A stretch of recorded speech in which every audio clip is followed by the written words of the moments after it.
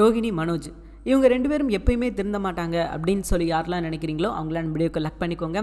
ஆமாங்க, இவங்க திருந்தவும் மாட்டாங்க, யாரையும் நல்லாவும் இருக்க விட மாட்டாங்க. இதுதான் இவங்களோட நேச்சர் கேரக்டர் அப்படின்னு சொல்லலாம். சரி, இன்றைக்கி எபிசோடில் எதோட ஆரம்பிச்சிருந்தாங்க அப்படின்னா, முத்து அவங்க அப்பா கிட்ட சொல்லிக்கிட்டு இருக்காரு மனோஜை பற்றி. இவன் போய் பணத்தை எங்கேயோ போய் தொலைச்சிட்டு வருவானா, அதை நம்ம போய் தேடி கண்டுபிடிக்கணுமா, இவன் சொல்கிற நியாயத்தை பார்த்தீங்களாப்பா அப்படின்ற மாதிரி சொல்ல, அப்போ அண்ணாமலை ஒரு அட்வைஸ் கொடுக்குறாரு. என்ன சொல்கிறாரு அப்படின்னா, முத்து இங்கே பாரு, பணத்தை தூக்கிட்டு போனவனா நான் கண்டுபிடிக்க சொன்னேன், இல்லைன்னு சொல்லலை. அது ஒரு பக்கம் இருந்தாலும் உங்கள் வேலையை நீங்கள் முதல்ல பார்த்துட்டு மற்ற விஷயம் எல்லாத்தையும் நீங்கள் ரெண்டாவதாக பாருங்கள் அப்படின்ற மாதிரி அவர் அட்வைஸ் பண்ணுறாரு. இது உண்மையிலே நல்ல விஷயம்தான். ஏன்னா இவங்க முழு மூச்சாக இறங்கி அப்பா சொல்லிட்டாங்க அப்படின்னு சொல்லிட்டு இவர் மட்டும் இல்லாமல் கூட நம்ம மீனாவையும் கூட்டு சேர்த்துட்டு அவங்களையும் பார்த்தீங்கன்னா சில சிக்கல்களில் மாட்டி விட்டுருக்காங்க. ஸோ இது என்னைக்கா இருந்தாலும் அது பிரச்சனை தான். ஆனால் இவங்க பாருங்களேன், வலியாமல் எப்போ பணம் வரும் அப்படின்னு சொல்லி மனோஜ் கேட்கும் போதெல்லாம் நமக்கே அவ்வளோ வன்மமாக இருந்தது. டே என்னடா நீ தானடா போய் தொலைச்ச, நீ போய் கண்டுபிடுறா அப்படின்ற மாதிரி சொல்கிற மாதிரி இருந்தது. ஆனால் முத்து மீனாவுக்கு எவ்வளோ அசிங்கப்பட்டாலும் அவங்க திருந்தவே மாட்டாங்க. அண்ணாமலை இப்படி ஒரு விஷயத்த சொன்னால் நான் எதுக்குப்பா கண்டுபிடிக்கணும், அவன் தானே தொலைச்சான், அவனை கண்டுபிடிக்க சொல்லுங்கள் அப்படின்னு சொல்லியிருக்கணும். இதுதான் நியாயமாக இருக்கணும். ஸோ என்னதான் அப்பா சொல்லியிருந்தாலும் இந்த விஷயத்தில் முத்து செஞ்சிருக்கக்கூடாது, அதுதான் சரியாக இருந்திருக்கும். ஆனால் அதை விட்டுட்டு முத்து நான் பண்ணித்தரேன் அப்படின்ற மாதிரி சொல்கிறது எந்த வகையிலும் ஏற்புடையது கிடையாது. இவர் இப்படி கேட்க போய் தான் மனோஜ் எப்போ கண்டுபிடிச்சு தருவோம் என் பணத்தை அப்படின்னு கேட்குறாரு. ஸோ இந்த எல்லாத்துக்கும் இடம் கொடுக்கறது மனோஜுக்கு நம்ம முத்து அண்ட் மீனா, இவங்க 2 பேரும் இவ்வளோ தூரத்துக்கு இடம் கொடுக்க போய் தான் அவர் என்ன பண்ணிடுவாங்க அப்படின்னு நினச்சி தான் கேட்டுக்கிட்டு இருக்காரு. இவங்களை பேச விட்டால் பேசிக்கிட்டே இருப்பாங்க, நமக்கு சோறு தான் முக்கியம் அப்படின்னு சொல்லிட்டு நம்ம விஜயா என்ன பண்ணுறாங்க அப்படின்னா, சரி மீனா பேசுனது போதும், போய் சாப்பாடு ரெடி பண்ணி ரொம்ப பசிக்குது அப்படின்ற மாதிரி சொல்கிறாங்க. அப்போ மீனா என்ன சொல்கிறாங்க அப்படின்னா, இல்லை நான் எல்லாருக்கும் சாப்பாடு வாங்கிட்டு வந்துட்டேன், மாமாவுக்கு, உங்களுக்கு, அப்புறம் எனக்கு, நாங்கள் 2 பேத்துக்கு, அப்புறம் எல்லாருக்கும் நான் வாங்கிட்டு வந்துட்டேன் அப்படின்ற மாதிரி சொல்கிறாங்க. என்னது நீ வெளியிருந்து வாங்கிட்டு வந்தியா, வெளியிருந்து வாங்கிட்டு வந்தாலும் நான் சாப்பிட மாட்டேன், ஹோட்டல் சாப்பாடு எனக்கு சேராது அப்படின்னு சொல்லி உனக்கு தெரியாதா அப்படின்ற மாதிரி அவங்க கேட்க, அதற்கு மீனா இருந்துக்கிட்டு இல்லை இது நல்ல சாப்பாடு தான், இதில் வீட்டில் செஞ்சது தான், முழுக்க வீட்டோட டேஸ்ட் தான் இருக்கும், ஹோட்டல் அப்படின்ற ஒரு ஃபீலே இருக்காது அப்படின்ற மாதிரி நம்ம மீனா சொல்கிறாங்க. ஆனாலும் விஜயா முரண்டு பிடிச்சவங்களே, அதெல்லாம் எனக்கு வேணாம், ஏதாவது போய் சமைக்க சொல்லு, எனக்கு ஏதாவது சமைச்சு செஞ்சு கொடுங்க அப்படின்ற மாதிரி கேட்குறாங்க. அதெல்லாம் சமைக்க முடியாதுன்னு சொல்லுப்பா அப்படின்ற மாதிரி முத்து சொல்ல, சரி அப்போ மனோஜ் ரோஹிணிக்கு அப்படின்ற மாதிரி கேட்க, அவங்களுக்கு வேணும்னா அவங்கள சமைச்சுக்க சொல்லுங்க அப்படின்ற மாதிரி சொல்லிட்டாங்க. சரி மனோஜ் ரோஹிணி அவங்க சமைச்சுக்கிறட்டும்பா, எனக்கு சாப்பாடு செஞ்சு கொடுங்க அப்படின்ற மாதிரி விஜயா கேட்குறாங்க. அதெல்லாம் முடியாது, அதான் பார்லர் நம்ம தோசை ஊற்ற போதில் கூட 2 ஊற்றி சொல்லி சாப்பிட சொல்லுங்கப்பா அப்படின்ற மாதிரி சொல்லிட்டாங்க. ஸோ அதுக்கப்புறம் பார்த்தீங்கன்னா ரவி அண்ட் சுருதி அவங்க 2 பேரும் வர, அப்போ இவங்க 2 பேருக்கு நீங்கள் என்ன பண்ணுவீங்க அப்படின்ற மாதிரி கேட்க, சுருதி டக்குன்னு என்ன சொல்கிறாங்க அப்படின்னா, அதெல்லாம் ஒன்றும் பிரச்சனை இல்லை ஆண்டி, எனக்கு ஆல்ரெடி மீனா கால் பண்ணி உங்களுக்கு எதுவும் செய்யவா வாங்கிட்டு வரவா அப்படின்னு கேட்டாங்க. இல்லை மீனா நான் எங்களுக்கு வேணுமோன்றதை நான் வாங்கிக்கிறேன் அப்படின்னு சொல்லிட்டு நான் பீஸா வாங்கிட்டு வந்திருக்கேன் அப்படின்ற மாதிரி சொல்ல, ஆமாம் இவளுக்கு ஒரு வேலை இல்லை, பீஸா பாசானுக்கிட்ட வந்துட்டா அப்படின்ற மாதிரி சொல்கிறாங்க. என்ன ஆண்டி என்ன சொன்னீங்க அப்படின்னு கேட்கும்போது, அது ஒன்றும் இல்லைம்மா அதை விடு அப்படின்ற மாதிரி சொல்லி சமாளிக்கிறாங்க. ஸோ அதுக்கப்புறம் என்ன சாப்பிட்ற இடத்துல ஒரு பெரிய கதகலையே ஆடிட்டாங்க அப்படின்னு சொல்லலாம். ரோஹிணி முதல் முறையாக சமைக்கிறாங்க. ஏன்னா எப்பயுமே அவங்க சமைக்கிறது எல்லாமே முதல் முறை தாங்க.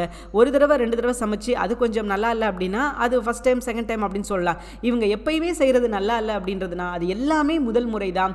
இவங்க இப்படி சமைக்கும் போது அப்போ மீனா பக்கத்தில் போய் நிற்கிறாங்க, அவங்க சமையல் பண்ணுறாங்களே அதெல்லாம் பார்க்கும்போது முன்ன பின்ன சமைக்க தெரியுமா தெரியாதா அப்படின்றவங்க, சமைக்க தெரியாதவங்க பண்ணால் எப்படி இருக்கும் அந்த மாதிரி அவங்க பண்ணிக்கிட்டு இருக்க, மீனா போய் பக்கத்தில் நின்று இப்படி பண்ணக்கூடாதுங்க அப்படி பண்ணுற மாதிரி சொல்லுங்க அப்படின்ற மாதிரி சொல்லி அவங்க அட்வைஸ் கொடுத்துக்கிட்டு இருக்காங்க. அந்நேரம் சுருதி அதே இடத்துல இருந்து அவங்க ஃபன் பண்ணிக்கிட்டு இருக்காங்க. என்ன ரோஹிணி பண்ணிக்கிட்டு இருக்கீங்க, உங்களை தோசை சுட சொன்னால் நீங்கள் என்ன கொத்து தோசை சுட்டுக்கிட்டு இருக்கீங்க, இது என்ன புது டிஷ்ஷாக இருக்குது அப்படின்ற மாதிரி அவங்க கிண்டல் பண்ணிக்கிட்டு இருக்க, அப்போ மீனாவும் கூட சேர்ந்து அவங்களும் சிரிச்சுக்கிட்டு இருக்காங்க. இதை பார்த்த ரோஹிணி ரொம்பவே அப்செட் ஆயிடுறாங்க. நீங்களாம் என்னை பார்த்து சிரிக்கிற அளவுக்கு ஆயிடுச்சுல என்னோட நிலைமை அப்படின்ற மாதிரி ரோஹிணி அவங்கள கோச்சிக்கிறாங்க. ஏன்னா அவங்கள தான் கோச்சிக்கிடணும், அவங்கள யாருமே ஒன்றும் சொல்லலை, எல்லாரும் ஜஸ்ட் ஒரு ஃபன்னாக தான் அவங்க பேசிக்கிட்டு இருக்காங்க. ஆனால் அதை ரோஹிணி உடனே சீரியஸாக எடுக்கிறாங்க. நான் சமைக்கிறது உங்களுக்கு ரொம்ப கிண்டலாக இருக்குது, கேலியாக இருக்குது அப்படின்ற மாதிரி அவங்க சொல்லிக்கிட்டு இருக்காங்க. அப்போ மீனா சொல்கிறாங்க, இல்லை ரோஹிணி நாங்கள் அதற்காகலாம் சொல்லலை, ஜஸ்ட் ஒரு ஃபன்னாக தான் சொன்னோம், நீங்கள் எதையும் சீரியஸாக எடுத்துக்காதீங்க அப்படின்ற மாதிரி நம்ம மீனா சொல்கிறாங்க. ஸோ அதுக்கப்புறம் பேச்சு வாக்கில் என்ன சொல்கிறாங்க அப்படின்னா, நீங்கள் சிட்டிக்கிட்ட கடன் வாங்கியிருக்கீங்களா அப்படின்னு கேட்க, ஒரு நிமிஷம் ரோஹிணிக்கு அப்படியே ஷாக் ஆயிடுச்சு அப்படின்னு சொல்லலாம். என்னடா அது இந்த விஷயம் இப்படி இவளுக்கு தெரிஞ்சது அப்படின்ற மாதிரி அவங்க யோசிக்கிறாங்க. ஏன்னா அவங்களுக்கு முன்ன பின்ன தெரியல இது என்ன பிரச்சனை ஏது பிரச்சனை அப்படின்னு சொல்லி யோசிக்கிறாங்க. ஒரு இடத்துல 2 இடத்துல நம்ம ஏதாவது கை வச்சுருந்தோம் அப்படின்னா பிரச்சனை கிடையாது, இருக்கிற எல்லா இடத்துலையும் பிரச்சனை இழுத்து வச்சா இப்படி தான் பிரச்சனை வந்து நிற்கும். ஸோ அதனால் இவங்களுக்கு ஒன்றுமே புரியல, என்னடா அது ஏதாவது இதில் ஒரு பஞ்சாயத்தா, ஏன்னா இவங்களுக்கு பயந்தானே இருக்கும், யாராவது தன்னை பற்றி கேட்டாலே போதும் ஏதாவது ஒரு பிரச்சனையாக இருக்குமோ, எதுக்காக நம்மளை பற்றி கேட்குறாங்க அப்படின்னு சொல்லி யோசிக்கிற கேரக்டர் தான் ரோஹிணி. ஏன்னா அப்படி தான் அவங்களோட சுச்சுவேஷன் இருக்குது, அவங்களோட நிலைமை இருக்குது.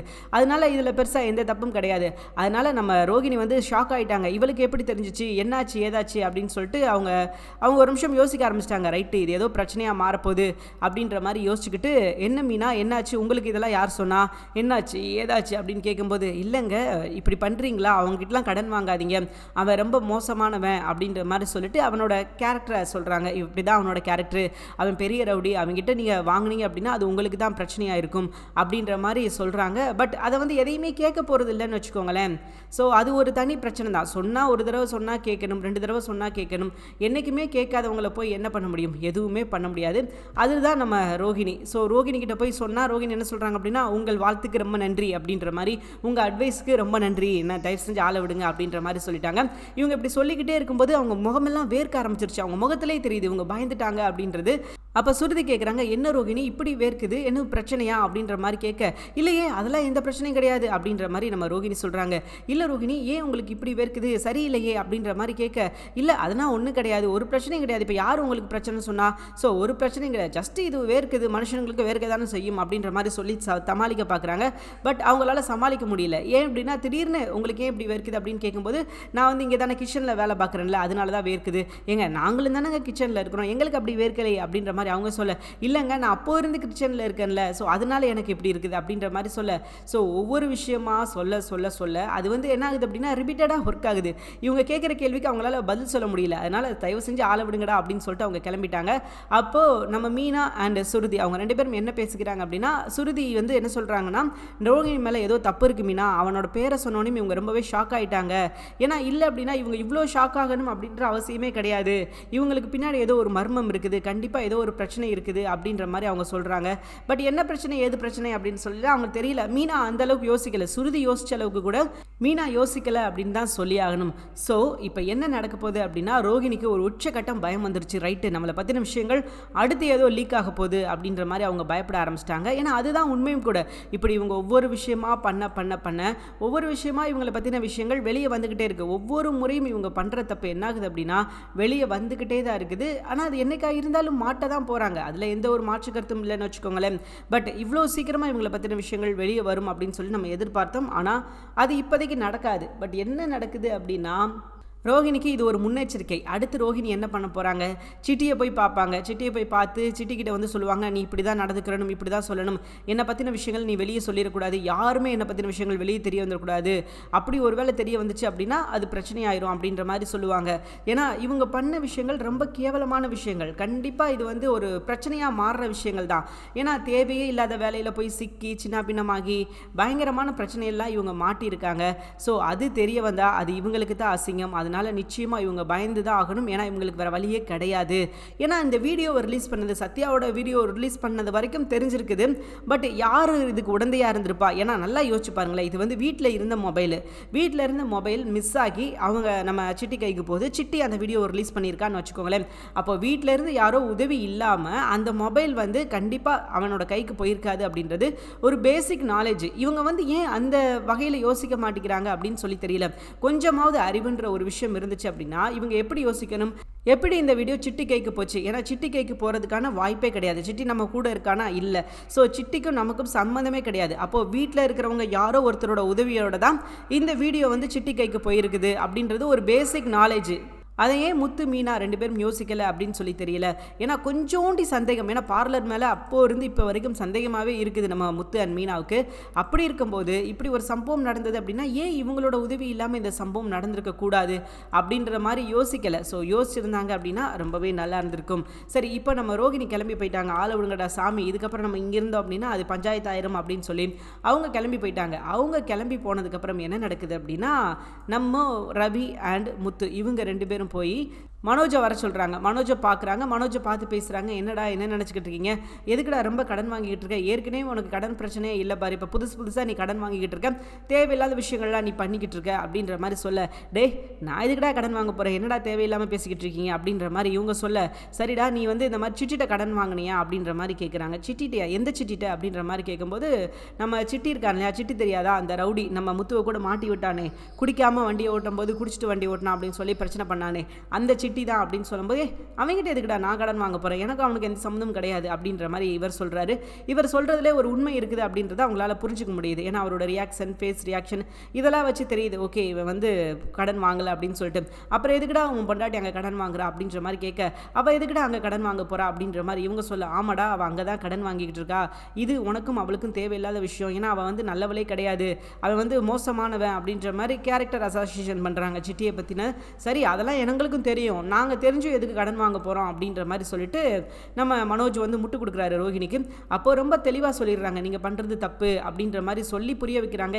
நீங்கள் உங்கள் வேலையை பாருங்கடா, எங்களுக்கு தெரியும் எங்கிட்ட யாருக்கு வாங்கணும் யார்கிட்ட வாங்கக்கூடாது அப்படின்றது எங்களுக்கு நல்லா தெரியும், நீங்கள் சொல்லணுன்ற அவசியம் கிடையாது அப்படின்ற மாதிரி சொல்லிட்டு அவங்க கிளம்புறாங்க. ஸோ உண்மை என்ன அப்படின்றது மனோஜுக்கு தெரிஞ்சே ஆகணும் அப்படின்னு சொல்லிட்டு இவர் என்ன பண்ணுறாரு, நேராக நம்ம ரோஹிணியை பார்க்கறதுக்காக போகிறாரு. ரோஹிணியை பார்த்து, எதுக்கு ரோஹிணி நீ வந்து சிட்டிக்கிட்டலாம் பணம் வாங்கியிருக்க அப்படின்ற மாதிரி கேட்க, உனக்கு இந்த விஷயத்தை யார் சொன்னா அப்படின்ற மாதிரி நம்ம ரோஹிணி கேட்குறாங்க. ஸோ அவங்களும் பார்த்தீங்கன்னா யோசிக்கவே இல்லை, சத்யாவை மாட்டி விடுறோம், சத்யா சிட்டி கூட வேலை பார்த்தா ஓகே, அப்போ நம்மளை பற்றின விஷயங்கள் வந்து கண்டிப்பாக அவனுக்கும் தெரிஞ்சிருக்கும் அப்படின்றது ஒரு பேசிக் நாலேஜ், அது கூட இவங்க யோசிக்கலை. அதனால இவங்க என்ன பண்ணிட்டாங்க அப்படின்னா சத்யா அப்படின்ற விஷயத்தையே மறந்துட்டாங்க. என்னைக்கா இருந்தாலும் சத்யாவால் இவங்களுக்கு ஒரு பிரச்சனை வரும் அப்படின்றத அவங்க கொஞ்சம் கூட யோசிக்கலை. யோசிக்காமல் இவங்க என்ன பண்ணிட்டாங்க அப்படின்னா சத்யாவை மைண்டில் எடுத்துக்கல. இப்போ அதனால எவ்வளோ பெரிய பிரச்சனையாக மாறி இருக்குது அப்படின்னா, இவங்களை பற்றின விஷயங்கள் அடுத்த விஷயங்கள் வெளியே வர்றதுக்கான சான்சஸ் அதிகமாக இருக்குது. ஏன்னா இனி சத்யா வச்சு தான் அடுத்த கதை நகரப்போகுதுன்னு வச்சுக்கோங்களேன். ஸோ அதனால இப்போ ரோஹிணிக்கு கொஞ்சம் உடுக்கடிக்க ஆரம்பிச்சிருச்சு. ரைட்டு நம்ம மாட்டிக்கிட்டோம், இப்போ வந்து இது ஒரு பிரச்சனை அப்படின்ற மாதிரி கேட்டுட்டு அவங்க வந்து யோசிக்க ஆரம்பிச்சிட்டாங்க.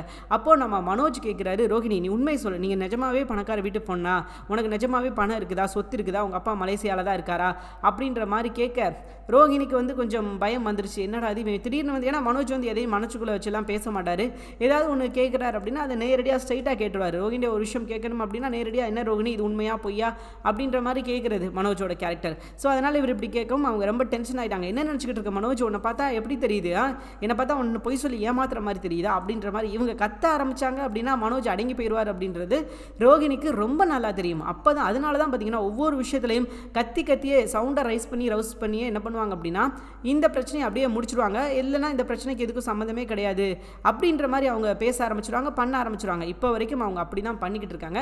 இந்த விஷயத்துலையும் அதே தான் பண்ண போகிறாங்க. இந்த பிரச்சனை இப்படியே விட்டோம் அப்படின்னா அது நமக்கே வந்து ஆப்பா வந்துடும், அதனால இந்த பிரச்சனை இப்படியே விட்டுறக்கூடாது, இந்த பிரச்சனை இப்படியே முடிச்சு வச்சிடணும் அப்படின்னு சொல்லிட்டு அவங்க என்ன பிளான் பண்ணுறாங்க அப்படின்னா உடனே கத்த ஆரம்பிச்சிட்டாங்க. இப்படி அல்லக்கா புல்லக்கா, யாரை பார்த்து என்ன நினச்சிக்கிட்டு இருக்கேன், நான் எவ்வளோ பெரிய வீட்டு பொண்ணு தெரியுமா, சரி மனோஜ் நீ வந்து நம்பவே வேணாம் விடு, நான் எங்கள் அப்பா கிட்ட எல்லா பணத்தையும் நானே வாங்கி வச்சுக்கிறேன் அப்படின்ற மாதிரி சொல்ல, ரோஹிணி நீ என்ன பண்ணுற, நீ என்ன பேசிக்கிட்டு இருக்க ரோஹிணி, நீ அப்படிலாம் சொல்லாத ரோஹிணி, நீ வந்து நான் ஒன்றும் தப்பாலாம் நான் பேசல, அந்த முத்து தான் என்னை குழப்பி விட்டுட்டான், நான் உன்னை வந்து அப்படி நினைப்பேனா, அவன் இப்படி சொன்னால் ஜஸ்ட்டு உங்ககிட்ட வந்து கேட்டேன் அவ்வளோதான், அதை தாண்டி வேறு ஒன்றும் இல்லை அப்படின்னு சொல்லிட்டு அவரும் எஸ்கேப் ஆகிறாரு.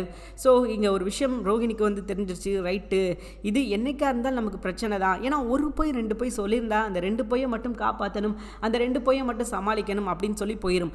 ஆனால் எல்லா இடத்துலையும் பொய்யா சொன்னால் என்னங்க பண்ண முடியும், எப்படி அந்த பொய்யெல்லாம் மெயின்டைன் பண்ணி, ஏன்னா இவங்க சொன்னது பொய்க்கு ஒரு தனி பேராகிராஃப் எழுதலாம் போல் அப்படி இருக்குது. இவங்க சொன்ன எல்லா பொய்யும் சேர்த்து வச்சு இது என்ன பொய் ஏது பொய் அப்படின்னு சொல்லி ஒரு புக்கு மாதிரி போடலாம், இதெல்லாம் என்ன பொய் இது ஏது பொய் அப்படின்னு சொல்லி ஒரு புக்காக போட்டு அந்த பொய்யெல்லாம் மறைக்கிறதுக்கு என்ன பொய் சொல்லியிருக்கோம் அப்படின்னு சொல்லி அதெல்லாம் நோட் பண்ணால் அவ்வளோதாங்க, சொல்கிறதுக்கு ஒரு விஷயம் கூட கிடையாது. அவ்வளோ தூரம் இருக்குது நம்ம ரோகிணி சொன்ன பொய்கள். ஆனால் என்னைக்காக இருந்தாலும் எல்லா பொய்யும் அவங்கள சேர்த்து வச்சு செய்ய போகுது அப்படின்றதுல எந்த ஒரு மாற்று கருத்தும் கிடையாது. ஸோ இப்போ வரைக்கும் பார்த்திங்கன்னா சூப்பராக போய்கிட்டு இருக்குது. ஆனால் இதனால பெரிய பாதிப்பு ஏற்படுமா அப்படின்னு கேட்டிங்கன்னா கண்டிப்பாக பாதிப்பு ஏற்பட தான் போகுது, கண்டிப்பாக மாட்ட தான் போகிறாங்க. ஸோ என்னைக்காக இருந்தாலும் இந்த பொய் அவங்களுக்கு வந்து ஒரு பிரச்சனையாக தான் அமைய போகுது அப்படின்றதுல எந்த ஒரு மாற்று கருத்தும் கிடையாது. ஆனால் இருந்தாலும் ரோகிணிக்கு இப்போவும் ஒரு நல்ல விஷயம் இருக்குது, இதுக்கப்புறமாவது கொஞ்சமாவது திருந்தினாங்க அப்படின்னா கொஞ்சம் நல்லா இருக்கும், சில விஷயங்கள் வந்து மாறும். இதுக்கப்புறமும் ரோகிணி வந்து திருந்தலை அப்படின்னா சொல்கிறதுக்கு ஒரு விஷயம் கூட கிடையாது. ரோகிணி இந்த ஜென்மத்தில் திருந்த மாட்டாங்க. அவங்களுக்கு நடக்க போகிற அடுத்தடுத்த ஆப்பை நம்ம வெயிட் பண்ணி தான் பார்க்க போகிறோம். அதுதான் நடக்க போகுது. ஏன்னா கொஞ்சம் மனுஷனாக இருந்தால் கொஞ்சமாவது மாறணும். ஸோ சுத்தமாக மாறலை அப்படின்னா என்ன நடக்கும்? இப்படி தாங்க ஆப்பு வந்து அவங்களுக்கே தெரியாமல் வந்து நிற்கும். அதை வந்து தடுக்க முடியாது அப்படின்றதுல எந்த ஒரு மாற்று கருத்தும் கிடையாது. ஸோ இப்போ வரைக்கும் பார்த்திங்கன்னா எபிசோடில் எந்த பிரச்சனையும் இல்லாமல் ரொம்ப நல்லா போய்கிட்டு இருக்குது. இதுதான் நம்ம எதிர்பார்த்தோம். ரோகிணி வந்து மாற்றுறதுக்கான சுச்சுவேஷன் வரணும் அப்படின்னு சொல்லிட்டு இப்போ தான் கொஞ்சம் அந்த டச்சுக்கு வந்திருக்காங்க அப்படின்னு சொல்லலாம். இப்போ ரோகிணியை பற்றினா அடுத்த விஷயங்கள் தெரிய வரப்போகுது. இனி அடுத்தடுத்து ஒவ்வொரு விஷயமா தெரிய வரும்னு வச்சுக்கோங்களேன். இதில் முதல் பகுதி அப்படின்னு கூட சொல்லலாம். இதுதான் முதல் ஆரம்பம் அப்படின்னு கூட சொல்லலாம். அந்த அளவுக்கு இருக்குது. ஸோ இனி அடுத்து ஒவ்வொரு விஷயமா ரோகிணி என்ன பண்ணிக்கிட்டு இருக்காங்க, ரோகிணி என்ன பண்ண போகிறாங்க அப்படின்னு சொல்லி எக்கச்சக்க விஷயங்கள் பார்த்திங்கன்னா அவங்கள பற்றின இருக்கிற எல்லா உண்மையும் கொஞ்சம் கொஞ்சமாக வெளியே வரப்போகுது. இதில் ரோகிணி இதுக்கப்புறம் நம்ம இந்த வீட்டில் இருக்க முடியாது, இருந்தோம் அப்படின்னா அது நமக்கு தான் ஆபத்து அப்படின்றத புரிஞ்சுக்கிட்டு அவங்களே இந்த வீட்டை விட்டு வெளியே தெரிச்சு ஓட போகிறாங்க அப்படின்றதுல எந்த ஒரு மாற்று கருத்துமே கிடையாது. ஏன்னா இதுக்கப்புறம் இவங்க இங்கே இருந்தாங்க அப்படின்னா இவங்களை பற்றின விஷயங்கள் வந்து வெளிச்சத்துக்கு வந்துடும். இவங்க யார் என்ன ஏது அப்படின்றது எல்லாமே தெரிய வந்துடும். ஸோ அதனால் இதுக்கப்புறம் ரோகிணி இந்த இடத்துல இருக்கிறது ரொம்பவே ஒரு சாதாரண விஷயம் கிடையாது, ரொம்பவே கஷ்டமான ஒரு விஷயம் அப்படின்னு தான் சொல்லி ஆகணும். ஏன்னா ரோகிணி இனி பண்ணுற ஒவ்வொரு தப்புக்கும் அவங்க கணக்கு சொல்லி தான் ஆகணும். அவங்க என்ன தப்பு பண்ணாலும் அதற்கான கணக்கோ தண்டனையோ அவங்க அனுபவிச்சு தான் ஆகணும். இப்போ வரைக்கும் சொன்ன பொய்களே லிஸ்ட்டு எடுத்தோம் அப்படின்னா அதுவே ரொம்ப அதிகமாக போய்கிட்டு இருக்கும். இனி இதுக்கப்புறம் சொல்ல போகிற பொய்கள் எல்லாம் லிஸ்ட் எடுத்தோம்னு வச்சுக்கோங்களேன், அவ்வளோதாங்க. அவங்க பொய் கணக்கே நேரம் முடிஞ்சு போயிருக்கும். கடவுளே பார்த்து காண்டாயிருப்பார், இவ பொய்யே நிறுத்த மாட்டாளா அப்படின்னு சொல்லிட்டு அவரே வந்து ரொம்ப டிஸ்டர்ப்ட் ஆகிருப்பார். இவ என்ன இப்படி பொய் சொல்லிக்கிட்டு இருக்கா அப்படின்னு சொல்லி. சரிங்க, இப்போ நம்ம கதைக்குள்ளே வருவோம். ரோகிணி செஞ்சு கொடுத்த அந்த சாப்பாடை சாப்பிட்றதுக்குள்ளே அவங்க செத்து நொந்து போயிட்டாங்க அப்படின்னு சொல்லலாம்.